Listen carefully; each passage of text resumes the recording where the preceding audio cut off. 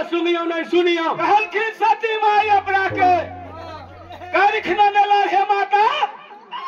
सूतल छलिए लाली सेज पलंग पर। अरे बेटा हे सपना देख ले लिया सारा स्नान आज के दिन में बांस वाला चगेरी में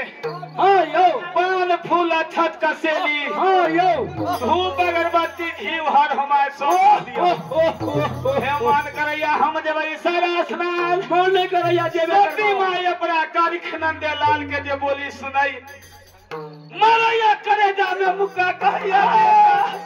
भगल कर जा मुका मार दो दुलारुआ अरे उखा बादले चढ़ा लगा उखा बादले लगा मारे बादलों का दिया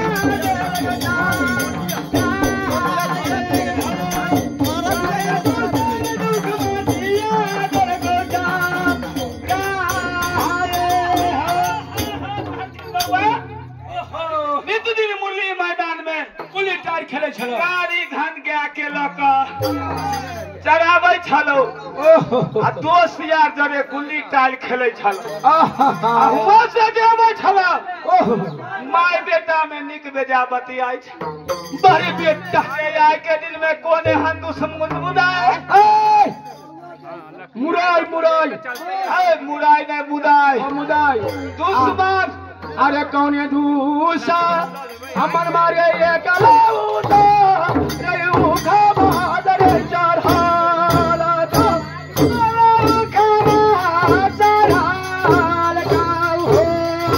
कौन तू चमुख माटिया दल कैसा लाए हो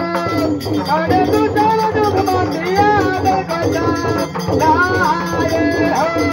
कौन तू चमुख माटिया दल कैसा